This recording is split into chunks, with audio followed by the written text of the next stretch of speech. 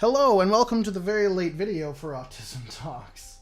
In this first video we'll be taking a very surface level look at autism, what it is, how you can tell if somebody has it / symptoms, and what you can do to help. This will also hopefully be the only video where I'm actually sitting down, with the exception of, a couple.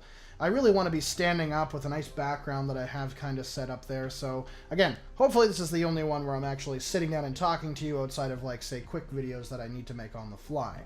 This video, despite me sitting down, will hopefully open up some deeper conversations about autism, despite us only going surface level today, and we can also look at its effects with other mental illnesses, and just in general get a good idea of what we want to do and where we're going. And despite this being surface level, there's a huge amount of resources and stuff in the description. Please check all of those out, not only the autistic stuff, but also the stuff related to this channel to help us grow and educate more. But enough of me sputtering, let's get into the topic. Autism, or autism spectrum disorder, is a pervasive development disorder. PDD categorizes disorders that have people having delays in communicative skills and social skills. All of autism's pieces fit into the PDD category. Now those are atypical autism, Asperger's syndrome, and just straight up autism. Now, in the medical professional field now, autism, while it used to be multiple parts, is now just under ASD, autism spectrum disorder. However, for the purpose of this video and to help understand some certain deeper levels of autism itself, we're going to re-decategorize them today and explain kind of the slight differentiators in each of them to kind of help us go forward with this. Asperger's was considered the high-functioning part of the autism spectrum disorder, and most people with Asperger's usually go on to work repetitive 1 to 2 people kind of team jobs like accounting, baking, programming, sometimes engineering, stuff like that. And most of the time they go on to live relatively normal lives with stuff like therapy, certain medications sometimes, and other types of treatment. While less severe than other parts of the ASD, it's still a good idea to definitely help them out with communicative skills, making sure that these routines that they really like to get into don't become obsessive, and of course to help with anxiety. Anxiety disorder is usually something that comes along a lot with Asperger's syndrome, and even in autism in general, so it's always a good idea to make sure you're watching and keep it in check. Atypical autism, or PDD-NOS, is the most commonly diagnosed form of autism. This form of autism is essentially like a halvesies. So people will show symptoms of one side of autism, but they won't show symptoms for the rest of it, so they can't clearly diagnose them as, say, Asperger's, or straight up autism, or other types of things. So they just kind of put them in this atypical category where they definitely need some help. They need some certain treatments such as communicative skill or social skill development, but they can't really put them in Asperger's, or they can't really put them in, other PDD type of diagnosis. So they just put them into this category. This is also the newest type into the ASD spectrum, and it has only been around for the past 10 to 15 years, so unfortunately misdiagnosis of this is actually very common. Sometimes they'll just diagnose them with just a verbal or a social delay. They could diagnose them with stuff like anxiety as well, so it's definitely good just to suggest this to your doctor, just so they have another avenue to look at, especially if you're suspicious of something like autism with your child or with your significant other or whoever you happen to be trying to help out in this situation. Autism, or just classic autism, is pretty much what you think of when you think of autism. It can be anywhere from low to high functioning. They can have anything from poor communicative skill but okay social skill, to vice versa, to bad in both. It's really a huge array of symptoms and certain things that fit into classic autism. Definitely something to talk to your doctor about if you're confused about Asperger's versus classic autism. Atypical autism is generally easier to kind of explain, but Asperger's and classic autism are a bit more on the difficult side. That's generally why they've combined it into just a spectrum disorder rather than separate parts. Now that we have a grasp on what ASD kind of covers, let's get really into it. Unlike a fair few mental disorders, some of which we will touch on this channel, ASD has some pretty obvious signs, and those are communicative skills, poor social behaviors, and repetitive behaviors. A person with ASD may seem a lot less social than others, but not in like a way that he's just shy. They may not be able to form relationships or friendships at all. They may not even give you eye contact, and just in general be unable to give you eye contact. Not that they don't want to give you the eye contact. A lot of the times they have issues developing what a joke in sarcastic terms versus the actual truth is, and that can usually lead to a destabilization of their emotions as well. Something happens and they're not exactly sure how to react to it, so they may even laugh when they should be crying. This can also lead to problems with sympathy and empathy. A person with ASD is also going to be a lot less communicative, so certain things like not being able to talk properly or garbling up their words, sometimes you'll have to help them with getting out what they exactly mean or want. Keep in mind too, again, the sarcasm thing, they're not going to fully understand it a lot of the time and take it as literal and not a joke. They're going to have disjointed hand movements in some cases. They're also going to not be able to either pick up on or properly display body language. So they could have strange body movements, or they might not understand something that you're trying to portray with your body movements. I do a lot of hand gesture stuff, which once I'm standing, you'll see more of. But a lot of people with autism are not going to understand that my hand gestures are a way of me communicating my words and how I'm talking and how I want them to come across.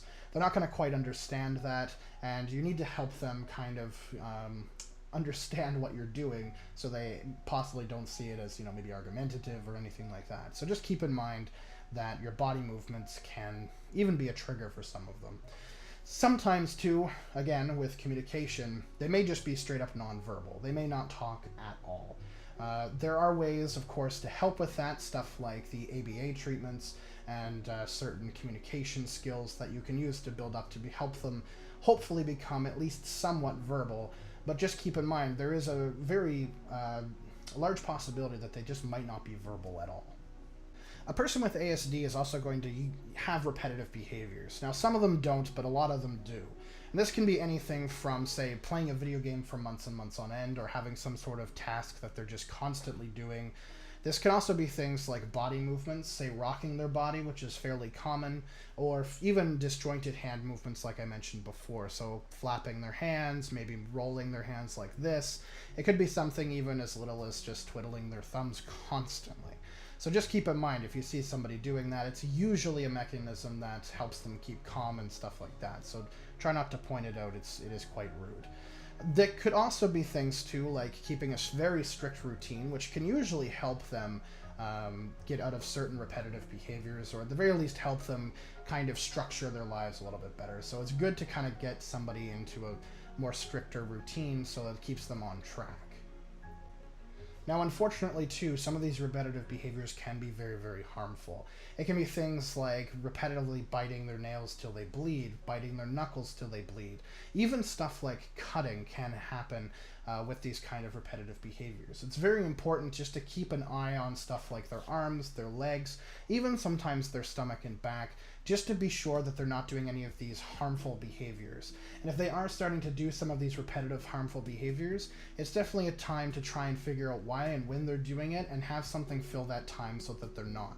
Have it be something else repetitive, sure, but definitely have it be something less harmful. Maybe coloring, or doing crafts with you, or watching a TV show, anything that keeps them away from harming themselves.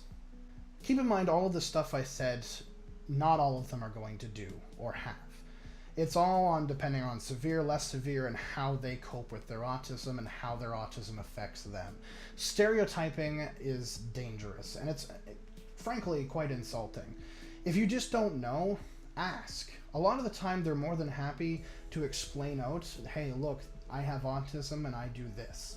And if they can't or they don't want to, you can always ask their caregiver, parent, whoever's with them, what do they do? How do they react to certain things? How do I communicate with them properly without insulting them? And just be generally aware that this person has an autism disorder and how you can communicate and help without insulting them. It's very important to be able to do that, because insulting them just doesn't advance anything, and it doesn't do anything but hurt them, and in the end, hurt you. Like I just said, you can treat them as a normal person. You can find out what their tics are. You can find out how autism affects them, and go with it. Just act as they're a normal person and they have autism, and when something happens, know how to help them. Either they telling you or their parent caregiver telling you, know how to help them when they get into a bit of a situation that either they can't help themselves or they can't control. Chances are there's a plan in place, and if you can help out with that plan, either long enough for somebody that can do more in-depth gets there, or you can just help them completely get out of something that's going on, either way is going to be helpful. That's the biggest thing. What you can do is just treat them normally. Don't stare, don't be rude, don't point and laugh, don't stereotype them into a bubble. Treat them like a person. That's all they want. If you want to do even more, of course, there's always charities you can donate to that help out families with people with autism, or people that have been completely abandoned because their families don't want them, which is honestly just absolutely sad. But there are all kinds of charities out there that are willing to help people with autism and willing to educate you as well. While this is only a surface level look, like I said, we want to go deeper. We want to delve more so into each individual part of the autism spectrum disorder and find out more. We want to talk to professionals. We want to continue researching and finding out more about autism so that I can not only educate myself, because hell, this script taught me a lot, but also educate you guys on the way. If I can get better, you can get better. And that's the whole point. Thank you so much for watching this first video on Autism Talks. Next time we're looking at something a little bit more depressing. We're actually going to look at suicide and depression. So just keep that in mind. It's not all lovely roses around here. So just be prepared for that. And if it's something you can't watch, don't watch it. There's always going to be videos on here that are going to be hard to watch, hard to listen to, and just difficult truths in general.